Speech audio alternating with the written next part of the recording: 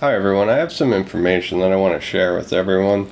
So if you haven't seen this video, the whales are watching, Kevin O'Leary talks about the institutions that want to get involved with crypto, stable coins. So there's 8% you can earn with stable coins, and he talks about the rate of inflation, buying bonds, it's really attractive for institutions, but they can't get into stable coins until, there's regulations in play.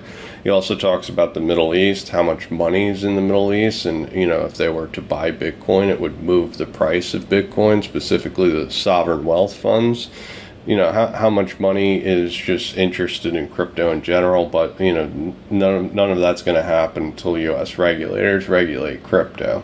So, to the stablecoin point, this is ING, and they published this PDF about stablecoins. The U.S. working group, the president's working group, the FDIC and the OCC wants to regulate stablecoins as banks. So once that happens and regulators say this is okay, then the institutions can lean into stable coins. The other piece of information is the infrastructure bill passed. So digital assets are now,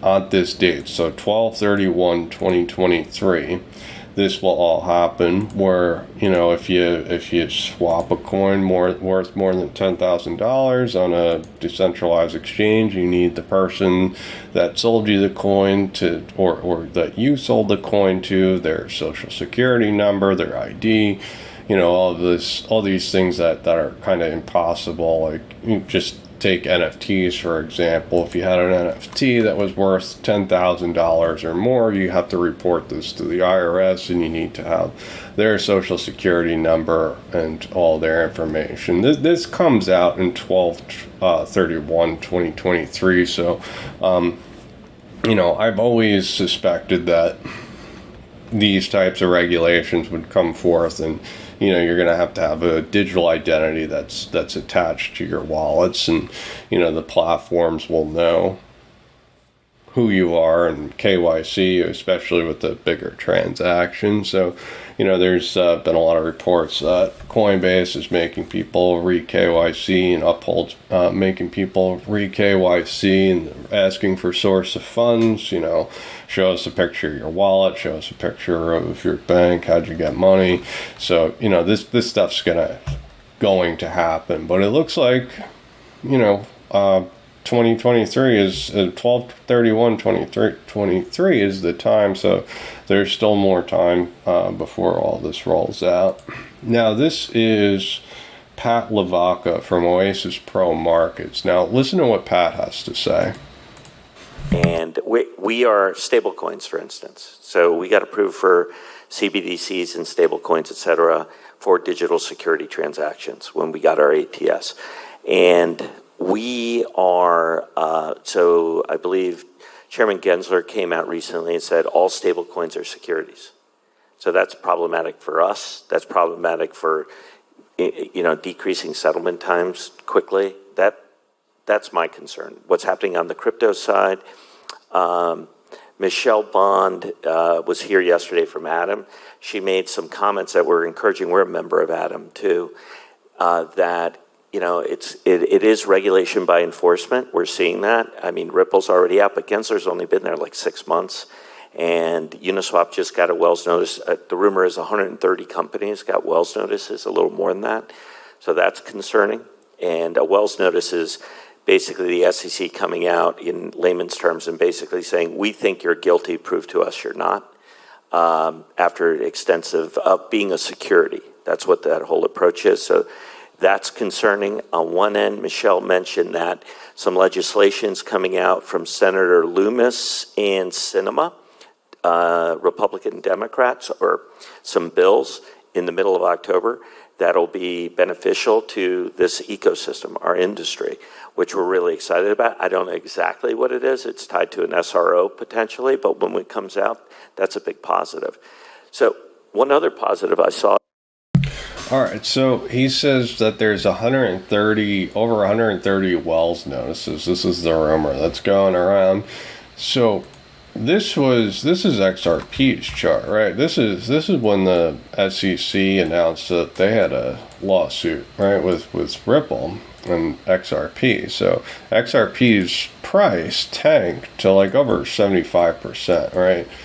And Uniswap had a Wells notice, right? And nothing really happened with Uniswap, right? It kind of just went with the market. This is the way most coins charts look. There's a little dip when Bitcoin dipped, and it's going up. And Luna, just recently, the founder of Luna has had SEC paperwork surface that Cointelegraph did articles on where he's also being sued by the SEC and he's countersuing, and Luna's price is just continuously going up. There is no 75% drop like XRP's drop. So I think it's like what Kevin O'Leary was saying with the institutions being really risk adverse. I think there was a lot of XRP institutional investors, and when this news came out, they were forced to dump because they're so risk adverse. So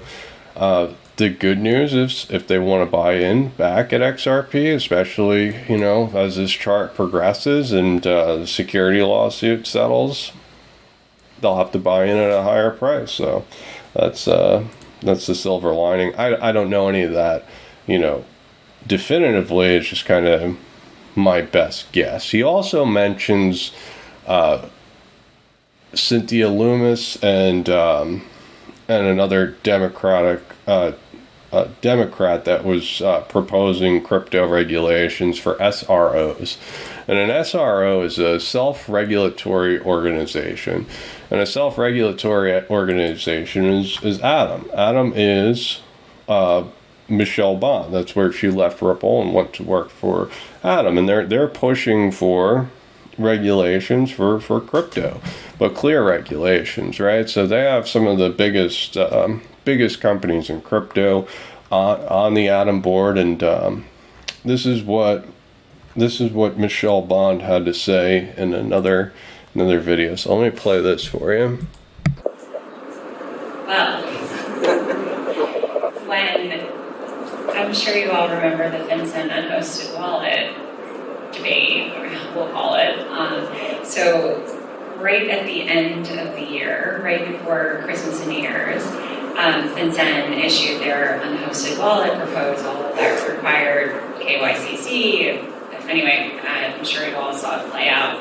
But one of the things that they did was they said it was a matter of national security, and in fact, didn't even want to give the public an opportunity to comment. They wanted to just push as midnight rulemaking at the last days of the Trump administration. They really just wanted to finalize this rule that no one had seen, no one had ever really thought about, and just adopt it. And one of the things that they really harped on was this matter of it was a matter of national security, and there was major pushback on whether this was really an issue of national security. And then ultimately, we got our comment period. It was first open for 15 days, and then actually Yellen extended, and we wound up having a real comment period. And now FinCEN's at the stage now where they're still reviewing comments and they're figure out what the final rule should be. But we are seeing this national security, regulators are using it to push through rules. Actually, our head of policy at Atom, he's a brilliant guy. He formerly worked at Treasury under Justin Muzinich. He's former CIA. He just testified in the House in the National Security Subcommittee. And all he did was get grilled about CBDCs and stablecoins.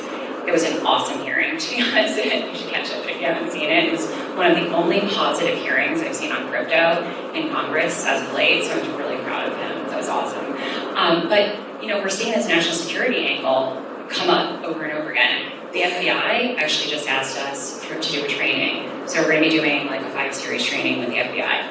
I had a speaking engagement where I was invited to speak at a location that I had never heard of, and I was like, okay, I asked the public affairs team, could you vet this? I don't know what this is.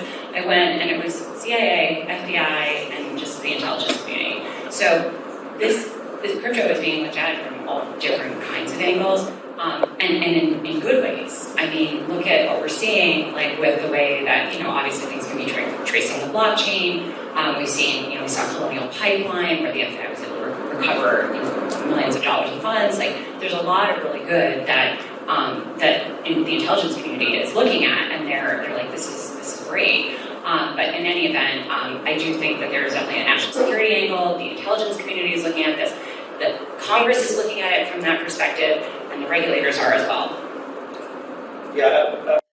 Yeah, so regulations are certainly coming forward. This is what they do, right? They come and they take forever, and then they come all at once. So her meeting with the CIA and the FBI and teaching them about blockchain and so they're having input with these regulations. So that's why you're seeing some of these amendments being snuck in, and specifically like the 10,000, you need to know everything about this person. That's all to set up for national security. So this is all coming, and this just legitimizes crypto, because if they didn't care about it, none of this would be happening, or they would just ban it, right? So this being absorbed with these regulations are a good thing. I think technology will accommodate these regulations eventually. So, it's going to be December